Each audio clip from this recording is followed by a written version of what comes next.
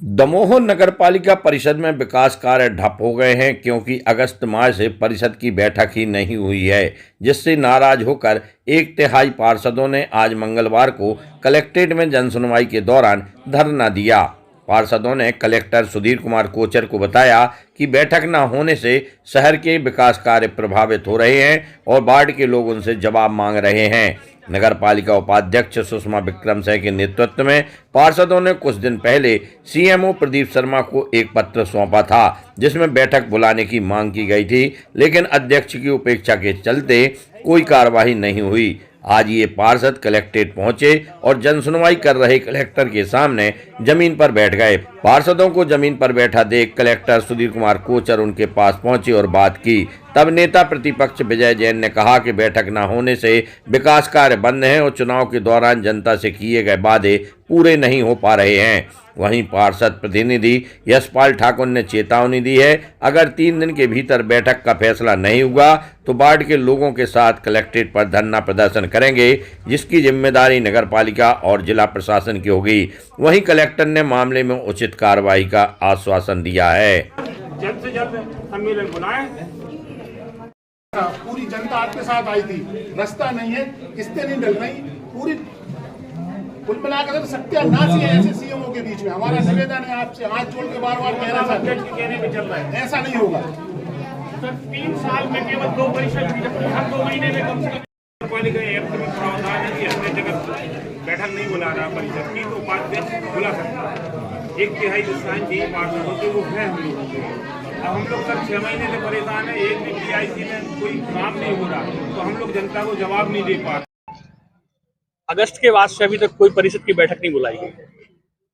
करीब 4-5 ऐसे प्रस्ताव हैं जिनकी पुष्टि होना है। अध्यक्ष के द्वारा परिषद नहीं बुलाई जा रही है। उपाध्यक्ष महोदय ने अपने लेटर हेड पे सभी 1/3 से ज़्यादा पार्षदों के हस्ताक्षर करके सीएमओ को दिए थे। उसके बाद भी अभी तक कोई कार्रवाई नहीं की जा रही है। तो हम लोग चाहते हैं कि परिषद की बैठक जल्दी से जल्दी बुलाई जाए और जो निर्माण कार्य संबंधी आवश्यक प्रस्ताव है वार्डों के, उन पर कार्य होना शुरू हो जाए।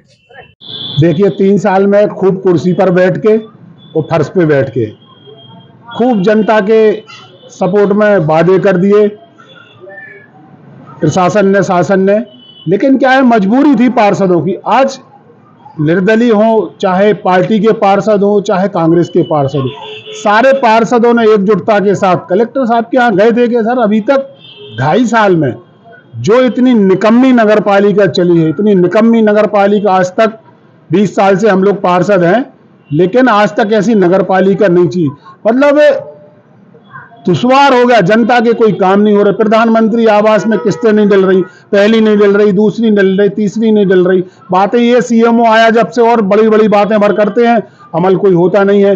वार्ड में बहुत सारी कीचड़ मचे हुए हैं, रोडें नहीं बन रही, नाली नहीं बन रही। यदि टेंडर लग जाते हैं तो 4-4 महीने टेंडर नहीं खुल रहे। हम लोग करें तो क्या करें, क्योंकि हम लोग जनता के सेवक हैं, जनता सब कुछ है हमारे लिए। परिषद की बैठक को लेकर क्या विवाद है?